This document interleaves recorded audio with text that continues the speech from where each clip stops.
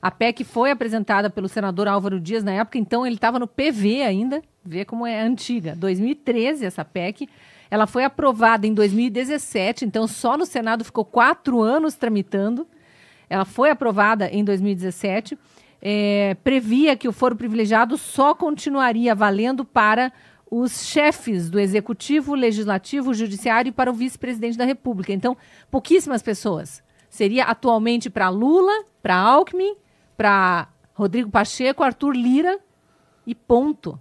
Todos os demais cometendo crimes vão lá para a primeira instância e tem todas as outras instâncias recursais pela frente. Mas é bem o que o Deltan disse no fim do comentário. Essa ideia de estender... Já tem os 57 mil beneficiados, que é a autoridade aí de todos os níveis, municipal, estadual, federal, em todos os poderes e a rodo, né? Com o foro privilegiado. Parecia um privilégio, mas no atual estado de exceção que o Brasil vive, implantado pela ditadura do judiciário, de um judiciário aparelhado por Lula e Dilma, é sempre importante a gente ressaltar, no atual estado de exceção, não é bom. Então, esses 57 mil... essas 57 mil autoridades, elas perdem em termos de justiça ao serem enquadradas nesse foro privilegiado, porque a gente está vendo a perseguição corre solta contra adversários. Então, os cupinchas, sendo bandidos ou não, se beneficiam. Agora, os adversários, sendo inocentes ou não, são prejudicados, porque não conseguem sequer recorrer de uma sentença arbitrária que venha a ser imposta pelo Supremo Tribunal Federal. É o que estão passando os milhares de presos políticos do 8 de janeiro, do 9 de janeiro, das operações Lesa Pátria, essa operação fake, que vai atrás de inocentes acusando de serem agentes financeiros dos ônibus que levaram os golpistas terroristas para Brasília, quando, na verdade, são pessoas que estavam nos ônibus ou nem estavam, mas ajudaram a fazer uma vaquinha para pagar a passagem de quem queria ir e não conseguia inteirar a passagem. Não tem nada de associação criminosa. Associação criminosa armada é uma balela. Essa acusação é ridícula. Essa acusação depõe contra as instituições. A acusação em si destrói a PGR, destrói o STF, difama o judiciário inteiro, acaba com o sistema jurídico do país, instala essa insegurança jurídica que afasta investidores, esse absurdo, esse caos que a gente está vendo implantado no Brasil. E eles dizem que os antidemocráticos que atacam instituições são os que criticam as autoridades que fazem essas aberrações. E aí o foro privilegiado, da forma como foi aprovado no Senado lá em 2017, fica só para esses 4. O chefe do Executivo, o chefe do Judiciário... Aliás, o chefe do Judiciário entra também, o presidente do STF, no caso, hoje seria o Barroso. Então, são 5, né? O chefe do Judiciário, o chefe do Executivo e os 2 que comandam o Legislativo e também o vice-presidente da República.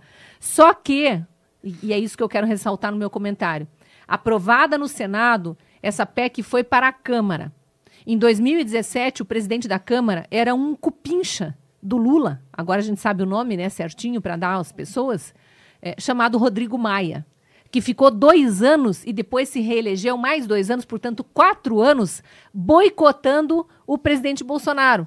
E como ele boicotava o presidente Bolsonaro, ele não colocou naquela época em votação a PEC que o Senado tinha aprovado. Na Câmara não foi aprovada. Como é uma PEC, uma proposta de emenda à Constituição, ela precisa passar por votação nas 2 casas. E está faltando a votação da Câmara. Aí muda a legislatura, entram novos deputados, elegem o Arthur Lira, que, de novo, mais um cupincha declarado, escancarado, e também com sérios problemas lá no STF. Ele tem investigações envolvendo o nome dele no STF, por acusações feitas lá no estado dele, Alagoas. E aí vem aqueles recadinhos do Gilmar Mendes na véspera de votações importantes, aconteceu na véspera da votação da reforma tributária. Ele tira da gaveta e coloca na pauta o julgamento do processo tal contra Arthur Lira. O que Arthur Lira automaticamente faz? Consegue a votação do jeito que o cupincha Lula, cupincha do STF, cupincha dele, do jeito que Lula quer, para continuar conseguindo presidir, arrecadando muito mais impostos e gastando, né, mandando a esbanja para Lua, para Marte, gastar em hotéis 5, 6 estrelas e sapatinhos de R$ 8.500. Então, a gente precisa ficar atento a esses movimentos. Na Câmara, Arthur Lira manteve engavetado esse projeto na legislatura passada e já está no segundo ano, daqui a pouco já termina esse segundo mandato dele como presidente da Câmara e continua na gaveta. Então, mais uma pressão para a gente fazer sobre os 513 deputados, ou 512, já que Arthur Lira, né, acho que os eleitores dele ou são cupinchas ou esqueceram que votaram nele e não pressionam para nada. Mas tem que pressionar para que eles, por sua vez, façam pressão sobre Arthur Lira para que tire da gaveta a PEC do fim do foro privilegiado, que está desde 2017 parada na Câmara. Porque se essa PEC é aprovada na Câmara, aí não me venha a STF querer mudar nada. Porque isso cabe ao legislador, não ao judiciário. É mais uma vez o judiciário interferindo em questões legislativas. A gente precisa ficar atento e pressionando. Olha como dá trabalho ser eleitor, mas a gente precisa trabalhar. Não é só no dia da eleição, não. É todos os dias do ano. Não só acompanhando, como vocês todos fazem aqui, assistindo ao Sem Rodeios e a outros programas da Gazeta ou de outros veículos que eventualmente sigam a nossa linha e sejam apegados à verdade, porque tem muita mentira aí nessa imprensa pichuleco, né? Mas não só acompanhando a política, o noticiário político, sabendo o que de fato importa, mas também pressionando os nossos parlamentares, porque só sob pressão que eles votam. Só sob pressão.